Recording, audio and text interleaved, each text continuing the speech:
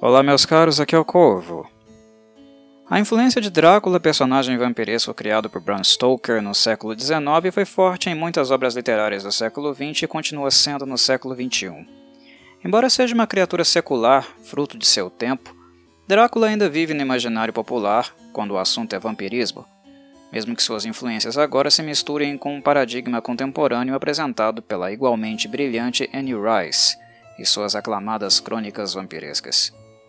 O Conde de Sangue, inclusive, extrapolou os limites da literatura e marcou diferentes épocas também no cinema, onde de fato Dungeons & Dragons foi buscar inspiração para criar seu mais notório mestre Nosferatu.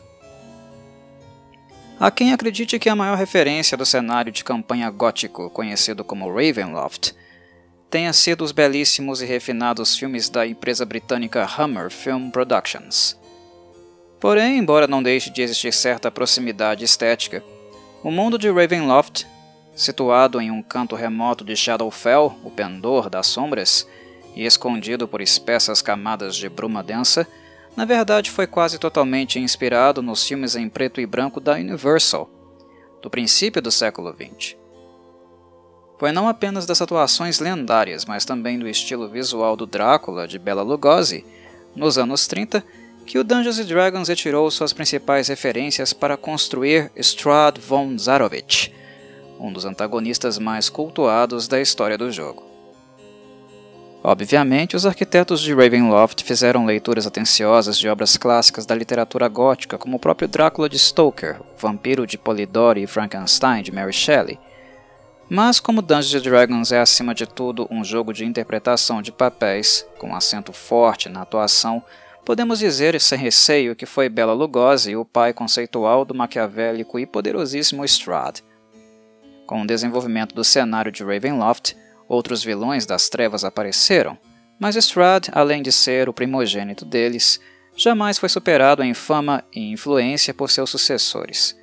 Quando os jogadores de Dungeons & Dragons pensam em vampiro, automaticamente é a figura de Strahd que invade sua imaginação, sendo ele o arquétipo mais definido e lapidado do sistema desde 1983.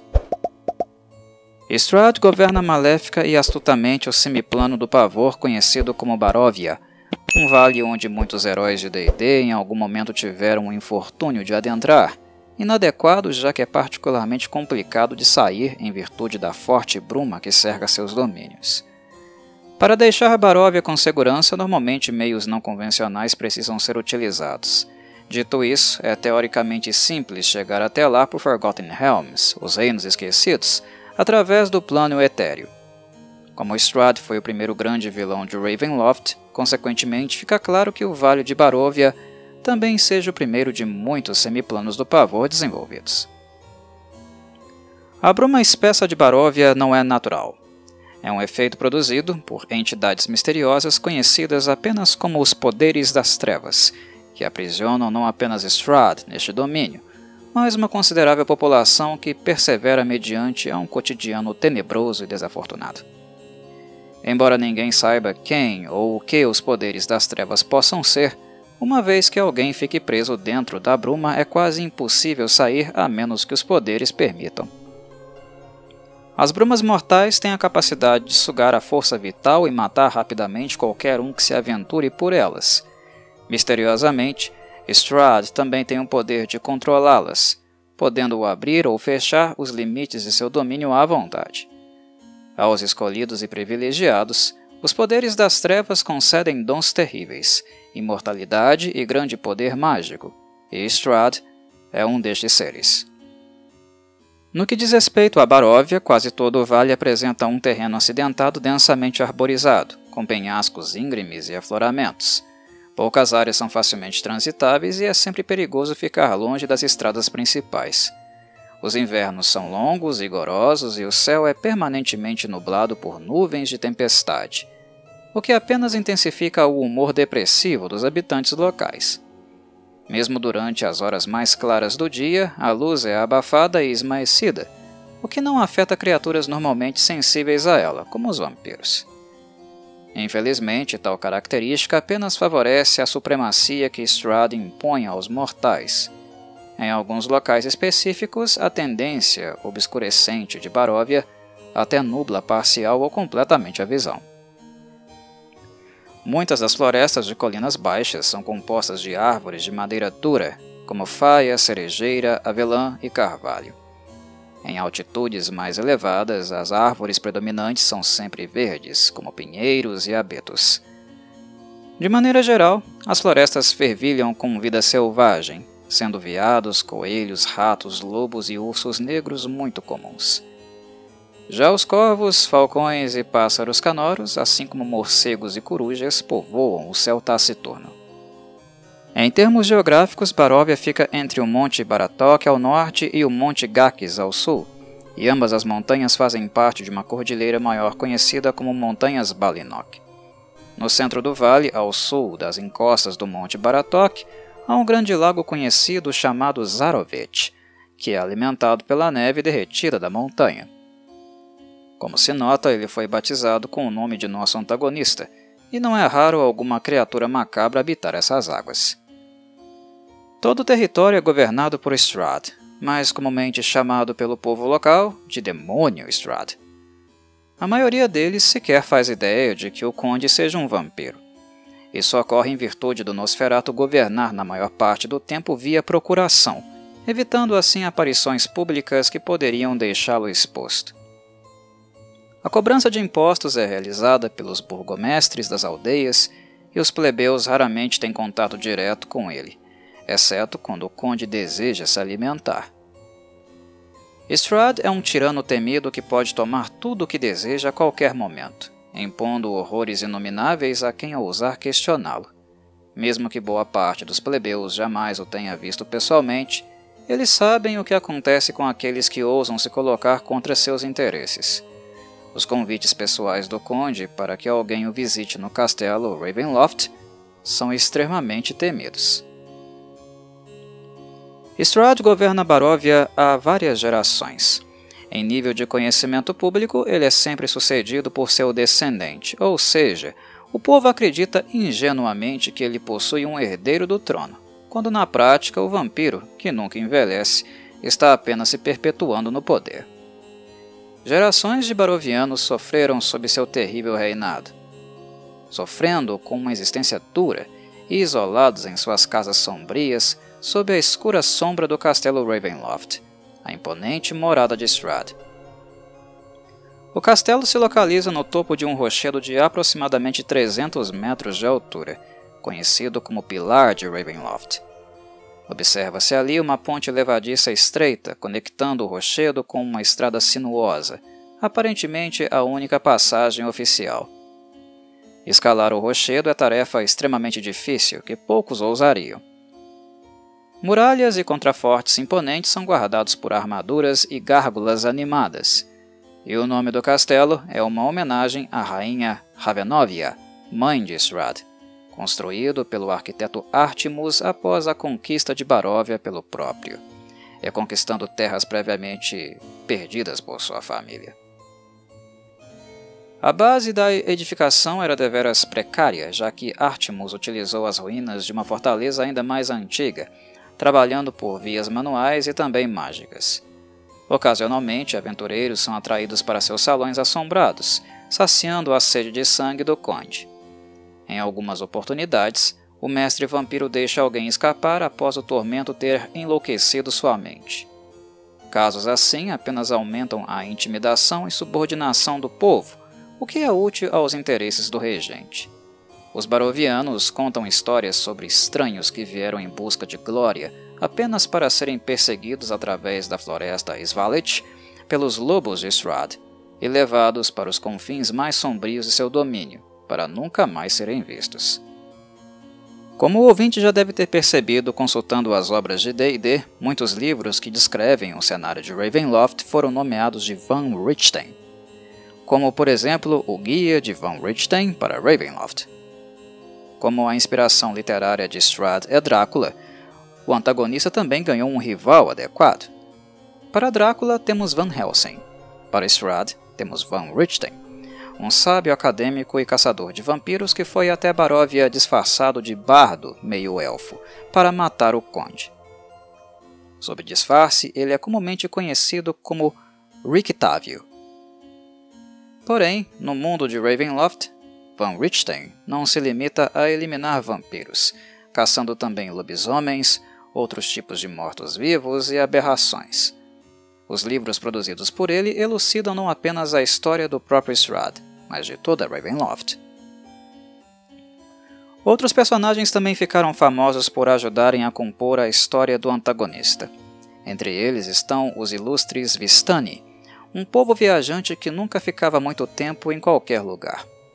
Também originários do Semiplano do Pavor, o nomadismo é sua principal característica.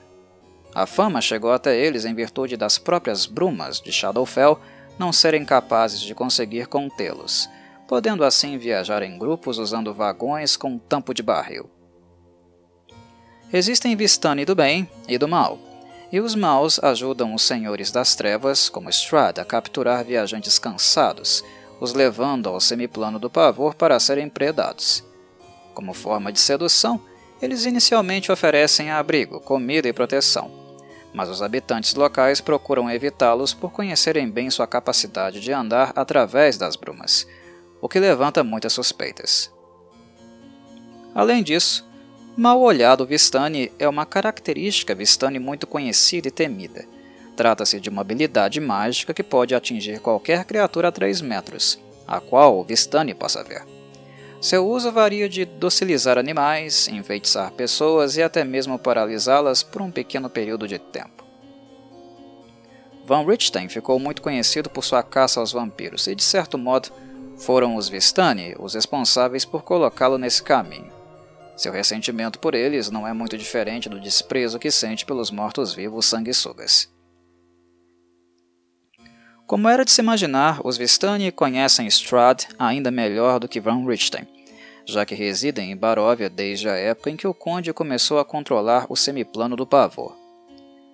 Contam que Strahd se sobressai na enganação e manipulação, sendo que nem mesmo alguns súditos desconfiam que ele seja um vampiro, como acontece com o restante da plebe. Entretanto, nem sempre Strahd foi um vampiro. Sua trajetória começou como a de qualquer humano comum. Nos anos iniciais, agora esquecidos entre as brumas, ele era um jovem nobre e reservado, bem-intencionado e defensor das causas do bem. Mas seu destino foi traçado antes mesmo de se tornar um guerreiro habilidoso. Tudo começou quando seu pai, o rei Barov, em uma de suas campanhas bélicas, teve um caso extraconjugal com uma Vistani. Quando ela engravidou, Barov assumiu a paternidade da filha Catarina, que no futuro ficaria conhecida como Madame Iva, uma vidente jogadora de tarô dos Vistani, amaldiçoada. Barov passou a criá-la na corte, indignando a rainha Ravenovia, já magoada por ainda não ter conseguido dar ao marido um herdeiro. Desesperada, Ravenovia orou a Mãe Noite para engravidar. A Mãe Noite é um dos poderes das trevas de Ravenloft, uma divindade da religião baroviana que é a contraparte do Senhor da Manhã. Acredita-se que Strahd, o primogênito de Ravenovia, tenha sido escolhido por Mãe Noite para ser seu campeão e punir o povo baroviano pelos pecados passados de seus progenitores. Ela é venerada principalmente por monstros e outras criaturas da noite. Quando Strahd nasceu, Barov encarregou a parteira, uma jovem chamada Lysaga, de seus cuidados. Mas não demorou muito para que Ravenovia descobrisse que Lysaga tinha planos malignos para seu filho. Certo dia, ela surpreendeu Lysaga realizando um tipo de ritual de sangue com o indefeso Strahd, assim a banindo do reino. Nesta mesma época, Catarina foi nomeada cuidadora de Strahd, mas sem que o mesmo pudesse saber que ela era, na verdade, sua meia-irmã. Foi Catarina quem também o ensinou sobre magia, estudando alguns tomos que encontraram na biblioteca. Posteriormente, as suspeitas da rainha Ravenovia sobre Lysaga se confirmaram. Revelando ser uma regue da noite e antiga devota da Mãe Noite, ela rezou para a entidade jogar uma doença sobre Ravenovia. Depois de muitos anos de devoção, suas preces foram atendidas. A doença levou Ravenovia ao óbito, mas antes ela descobriu que o ritual de sangue promovido vinculou Strahd a Reg. Baba Lysaga enxergou escuridão e poder no destino do menino e suspirava para sua alma. Ela reconheceu o potencial dele para o mal e garantiu que seria capaz de conjurar magias antes mesmo dele estudar os tomos que descobriu com Catarina. Foi ela também a responsável direta por sua imortalidade, para que pudesse ver seu filho, entre aspas, ascender à grandeza. Tudo isso explica substancialmente por que um jovem tão bondoso e virtuoso foi progressivamente sofrendo alterações de humor, desenvolvendo uma inveja patológica por seu irmão Sergei, o segundo filho de Ravenovia, que era muito amado pela rainha e com quem Strahd tinha que dividir a atenção de Catarina, que também cuidava do caçula. Aos 18 anos, Strahd se tornou um cavaleiro, atuando nas campanhas bélicas do pai como um comandante temido e implacável. Durante uma dessas campanhas, sua vida foi salva pelos Vistani, o que deu origem à sua gratidão por eles, prometendo segurança e passagem livre por seus reinos enquanto vivesse. Strahd era agora um conquistador bem-sucedido e seu exército se estabeleceu na área reconquistada. Assim, ele convocou sua família dispersa para se unir a ele no castelo Ravenloft, sua nova residência. Porém, os dias de paz não chegaram, pelo menos não para Strahd. Como esperado de qualquer ser humano, coisa que ele ainda era na época, os horrores da guerra corromperam e destruíram seu espírito. As mortes dos companheiros pesaram sobre ele, e Strahd se ressentiu por ter tido a juventude banhada por sangue, minada em sua inocência. Uma escuridão sinistra se instalou em sua mente, e ele passou a governar Baróvia com dureza. Dito isso, embora fosse acentuadamente autoritário, seu coração ainda não havia se tornado plenamente mau. Os anos se passaram, e seu coração voltou a pulsar mais forte quando colocou os olhos em Tatiana, uma camponesa cuja beleza o arrebatou. O conde se apaixonou perdidamente por ela, a ponto do interesse amoroso se transformar logo em obsessão. É claro que a moça não correspondeu ao desejo do tirano, o considerando velho demais para ela. Além disso, seu conhecido autoritarismo de forma alguma o transformava em um príncipe encantado aos olhos das mulheres barovianas de boa índole. Caso este de Tatiana, por exemplo. A recusa da camponesa arranhou o ego do conde, que acreditava que ela o rejeitava apenas por não conseguir ver além do que a idade fizera com seu corpo e do que a morte causara ao espírito. E para complicar ainda mais a situação, Tatiana se apaixonou nada mais nada menos por Sergei, o irmão mais novo de Strahd, cuja rivalidade já foi mencionada. Strahd odiava o irmão profundamente. Sua beleza e juventude o incomodavam desde quando a família veio morar no castelo Ravenloft. Quando o casal anunciou seu noivado, a notícia estraçalhou o coração do conde, mergulhando ainda mais sua alma em um caminho sombrio sem retorno. Enciumado, ele jurou não se render. Não se renderia nem mesmo à morte, a qual decidiu se aliar. Usando seus poderes arcanos, ele fez o pacto, um pacto de sangue. No dia do casamento de Sergei e Tatiana, Strahd selou este pacto assassinando o próprio irmão e bebendo o sangue dele. Confessando novamente seu amor por Tatiana, ele promete a ela a vida eterna, que em suas palavras era o presente mais valioso de todos. Horrorizada, ela recua e foge, e em sua perseguição, Strahd acaba sendo alvejado por uma flecha disparada pelos guardas do castelo que eram fiéis a Sergei. Tatiana, consumida pela dor e decepção, se joga para a morte do alto do rochedo do castelo Ravenloft, desaparecendo nas brumas abaixo. O ferimento que Strahd sofreu teria matado qualquer homem normal, mas o pacto previamente firmado já começava a frutificar, o transformando em morto-vivo. Alimentando-se do mal nascente de Strahd, os poderes das trevas então levantaram as brumas sobre Ravenloft e transformaram Baróvia no semiplano do pavor. Reanimado pelas forças das trevas, a ira de Strahd se voltou para os convidados do casamento, o que terminou em um monstruoso banho de sangue. Entidades benéficas como o Senhor da Manhã e a Senhora da Vida tentaram ajudar Baróvia concedendo força para resistir ao poder macabro que agora a circundava. A Senhora da Vida deu vida, literalmente, fortaleceu as árvores e manteve os lagos e rios vivos. Já o Senhor da Manhã confinou o espírito puro de Sergei à sua espada, que se tornou uma arma divina a ser usada contra Strahd. No futuro, mesmo sem poder tocá-la, o conde teria a ajuda de aliados para destruir a arma, embora o espírito de Sergei tenha conseguido escapar do processo. Já Catarina, a meia-irmã de Strahd, fugiu após a transformação dele em vampiro, se juntando aos Vistani de boa índole, os únicos a quem ela realmente se preocupa. Porém, ela continuou ansiando que seu irmão algum dia fosse liberto de sua maldição. Mais tarde, ela forjou um pacto com a Mãe Noite, trocando sua juventude pelo poder de desfazer o mal que Strahd havia causado. A Mãe Noite transformou Catarina em uma velha dotada do poder da clarividência e imortal.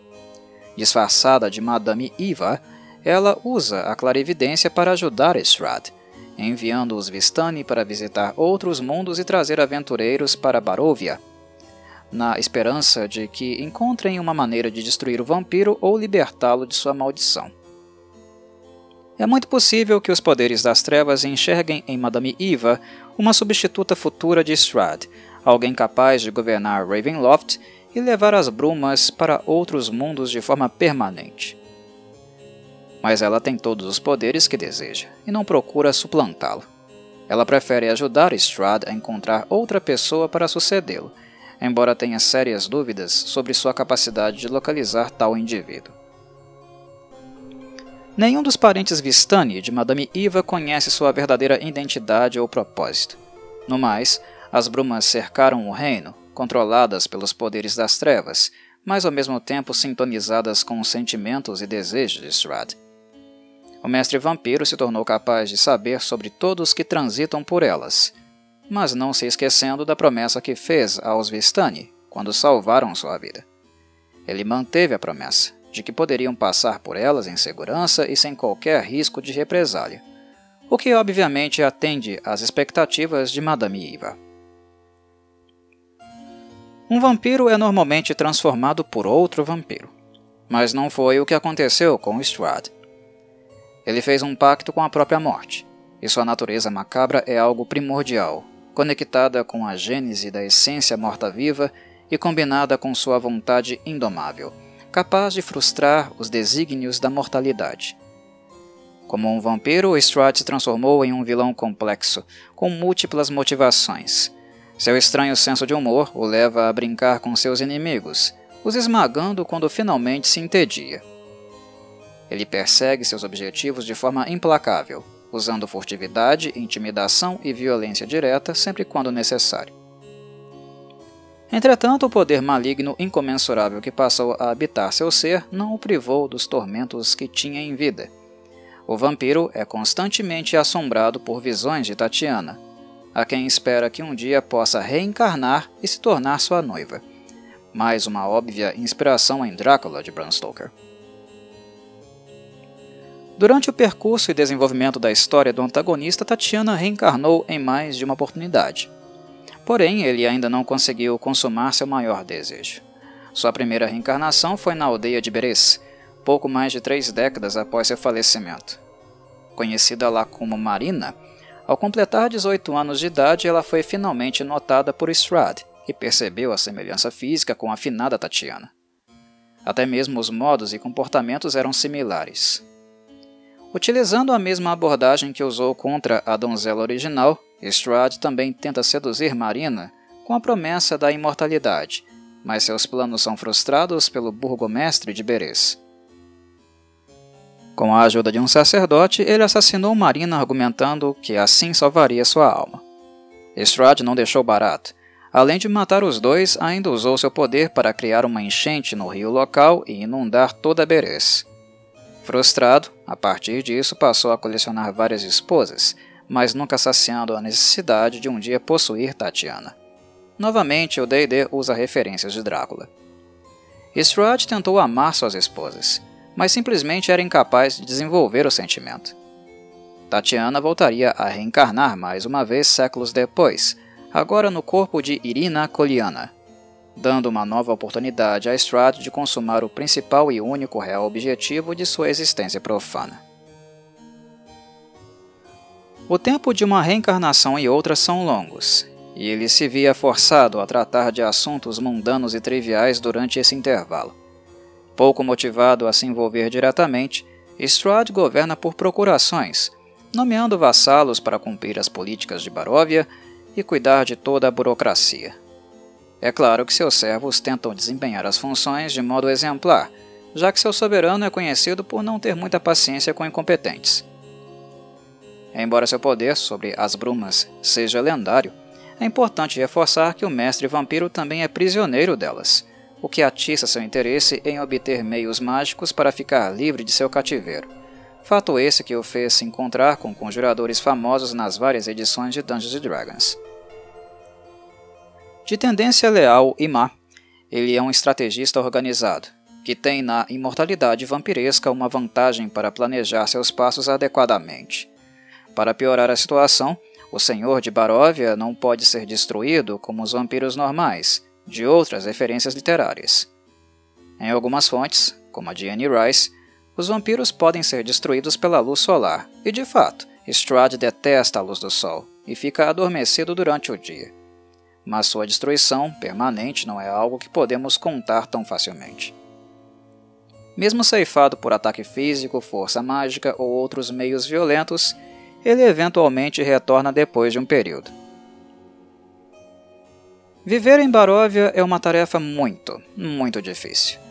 Desde o renascimento do Conde como morto-vivo, o destino de seus habitantes se tornou cada vez mais sombrio. O fato de estarem completamente impedidos de fazer contato externo com outros mundos e planos, exceção feita apenas aos Vistani, também os impede de pedir ajuda. O povo de Baróvia sabe muito bem que os Vistani têm a capacidade de passar pela névoa e deixar o domínio, embora não saibam exatamente que é o próprio Strahd quem os permite fazer isso. Mas tal privilégio atraiu sobre eles muita desconfiança. Sendo assim, ao invés de solicitar ajuda, a maioria prefere não correr o risco de colocar as vidas em suas mãos, temendo serem abandonados na bruma ou deixados em um outro lugar ainda pior que Baróvia. O que, convenhamos, não é um medo injustificado, já que alguns Vistani realmente são maus e servem a Strahd. De modo geral, as pessoas quase nunca procuram escapar. Um passado de tentativas infrutíferas foi suficiente para dar a elas a certeza de que se aventurar nas brumas é sinônimo de morte. Aliás, os barovianos são pessoas muito ocupadas com a segurança de suas próprias vilas, que após a ascensão das brumas passaram a ser ameaçadas constantemente por criaturas terríveis e mortos-vivos, sempre vagando pela noite. Nenhum morador sequer atende à porta ao escurecer, mesmo que seja em resposta aos gritos e súplicas dos vizinhos. A conexão que se estabeleceu com Shadowfell deixou o ambiente tenebroso demais para correr qualquer risco. Importante dizer que tal conexão é responsável por um fenômeno registrado por aventureiros e sábios, que é o de trânsito esporádico da bruma por outros mundos e planos. Algo raro, mas que deveras aconteceu algumas vezes. A bruma viaja pela Grande Roda, aparecendo brevemente em terras distantes e capturando incautos que logo descobrem que não estão mais em seu mundo natal, mas sim em Baróvia. Não foram poucos os campeões de D&D que tiveram encontros com Strahd. Mordenkainen, de OF, certamente foi seu principal desafio, já que conseguiu vencê-lo. Infelizmente, Strahd não foi destruído completamente por Mordenkainen. No já citado Rudolf van Richten, ele tem seu principal rival, e o caçador de vampiros é acompanhado por sua notável aprendiz, Esmeralda d'Avenir. Foi ela quem encontrou o lendário Volofamp Gerdun de Toril, mais conhecido como Volo, salvando sua vida ao matar Andramar, uma cria vampírica. Volo foi para Baróvia com o intuito de mapeá-la, sendo ele um renomado escritor e cartógrafo. Tal trabalho miserável foi proposto por seu rival, Rangelus Kelver. Entretanto, Volo não colocou os pés lá antes de se assegurar da possibilidade de retorno. Ele contatou um dos maiores heróis de Forgotten Realms, o mago Elminster Almar, que concedeu um retorno seguro para Faerun via teletransporte assim que Strahd foi ao encontro de Volo pessoalmente. Isso é tudo por hora. Creio que o objetivo de introduzir Strahd tenha sido atingido. Abraço a todos e saudações, Corvides.